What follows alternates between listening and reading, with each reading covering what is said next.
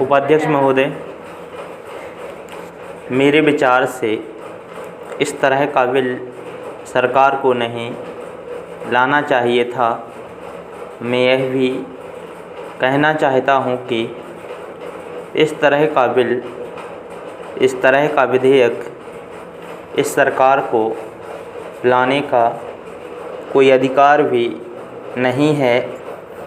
यहाँ जो बिल लाया गया है उससे सरकार को आय होगी। सरकार की तरफ से यह कहना भी बहुत आवश्यक है कि कितने लोगों पर यह टैक्स लगेगा।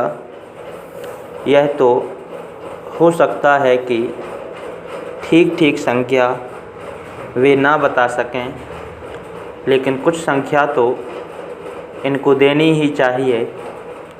वित्त मंत्री महोदय को इसके साथ साथ यह भी कहना चाहिए था कि इससे कितनी आय होगी। जो आय इस बिल से होगी वह किस मद में खर्च होगी। यह बात यदि वह कह देते तो उनका कुछ अधिकार इस बिल को लाने का हो सकता था। उपाध्यक्ष महोदय, इस बिल में यह भी कहा गया है कि इसके लिए एक विभाग बनेगा। इस विभाग में बहुत से उच्च अधिकारी और कर्मचारी भी होंगे। इस तरह से यह एक बहुत बड़ा विभाग बनेगा और जो धन लोगों से वसूल होगा वह सब इस विभाग पर ही खर्च किया जाएगा। मैं पूछ सकता हूँ और हर एक आदमी पूछ सकता है कि इस देश में इस तरह के टैक्स लगाने की क्या आवश्यकता है। सरकार का स्थान हमारे देश में क्या है। अब प्रश्न यह है कि यह प्रबंध किसके हित में करना है। यह प्रबंध समाज के हित में करना चाहिए। अभी तक जो प्रबंध चल रहा है उससे तो ऐसा मालूम होता है कि यह प्रबंध वे अपने हित में कर रहे हैं। मेरे कहने का अर्थ यह है कि कम से कम यह तो पक्का हो जाना चाहिए कि कितनी आय होगी और किस मद में खर्च होगी। यदि वे ऐसा नहीं बताते तो इस तरह का बिल भी इनको नहीं लाना चाहिए।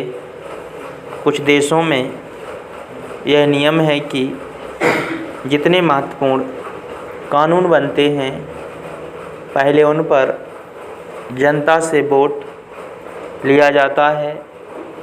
मैं दावे के साथ यह कह सकता हूँ कि यदि इस बिल पर लोगों से वोट मांगा जाए और इस देश के लोगों से पूछा जाए तो शायद 10 आदमी भी इसके पक्ष में वोट नहीं देंगे। मेरा कहना है कि इसके लिए देश में प्रचार करने के बाद जैसी देश की राय हो वैसा देश के हित में काम किया जाए। यह सबको याद रखना चाहिए कि यह देश के हित में हो, केवल सरकार के ही हित में ना हो। अब सवाल यह है कि यह टैक्स किस दर से लगाया जाए। आपको यह बताना चाहिए कि किस दर से टैक्स लगेगा। आवश्यकता पड़ने पर तो देश को हर प्रकार का कष्ट उठाना पड़ता है और उठाना चाहिए। बिना आवश्यकता के कष्ट उठाना या देश को कष्ट देने का क्या अर्थ होता है। मुझे आशा है कि वित्त मंत्री जी इन सब बातों पर विशेष ध्यान देंगे और इस बिल पर फिर विचार करेंगे। सभापति महोदय, कुछ वर्ष पहले से लेकर आज तक जो कुछ भी हमारी इस सरकार ने किया है उसका यदि सही लेखा लिया जाए तो स्पष्ट होगा कि उसका लाभ समाज के गरीब वर्ग को मिला है।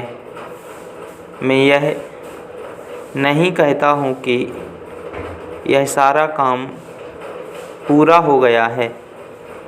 मैं सदन का ध्यान इस ओर दिलाना चाहता हूँ कि हम गरीबी हटाने के काम को पूरा करने की कोशिश कर रहे हैं। मैं गरीब वर्ग को विश्वास दिलाना चाहता हूँ कि आज हमारे प्रधानमंत्री और उनकी सरकार जिस नीति का पालन कर रही है, इसका सबसे बड़ा फ़ायदा अगर किसी को हो सकता है तो वह समाज के गरीब वर्ग को ही होगा।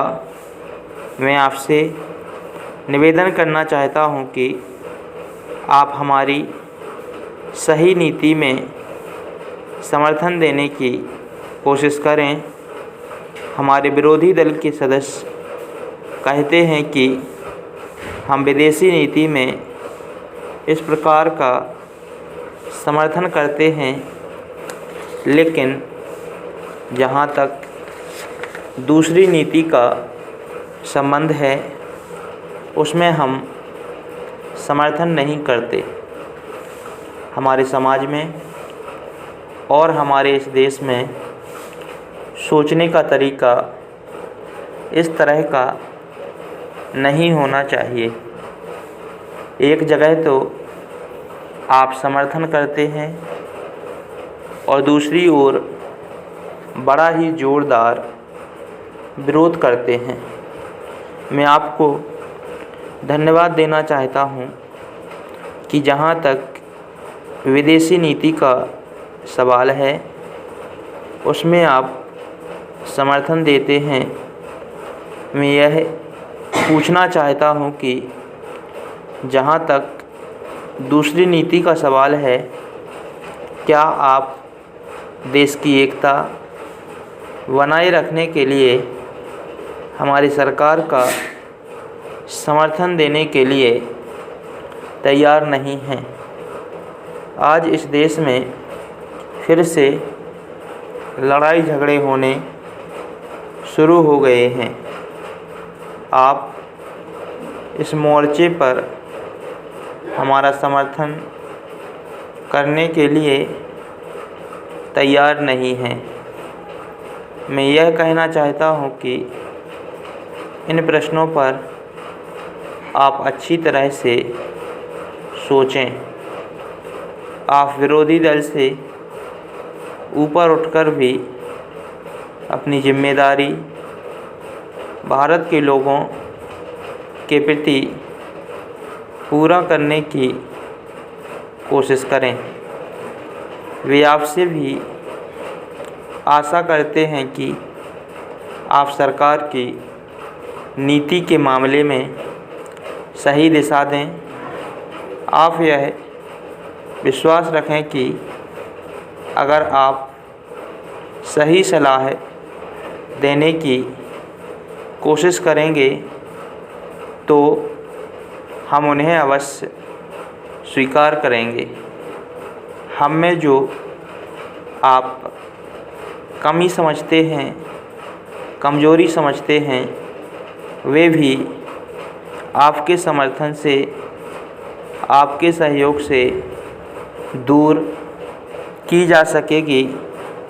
इस प्रकार हम सही मामलों में देश को एक दिशा दे सकते हैं। सभापति महोदय, मैं निवेदन करना चाहता हूं कि यह प्रश्न केवल दल का नहीं है और ना ही मैं यह केवल एक दल के नाते कह रहा हूं। आज देश में बहुत गरीबी है। उन गरीब इंसानों के दृष्टिकोण से हमको और आपको सोचना है और उनके लिए कोशिश करनी है। अगर आप उन लोगों की समस्याओं का हल चाहते हैं तो आपको इस अवसर पर हमारी प्रधानमंत्री, हमारे दल और हमारी सरकार का समर्थन करने के लिए आगे बढ़ना होगा और देश के लिए आपको सही रूप में अपना योगदान देना होगा।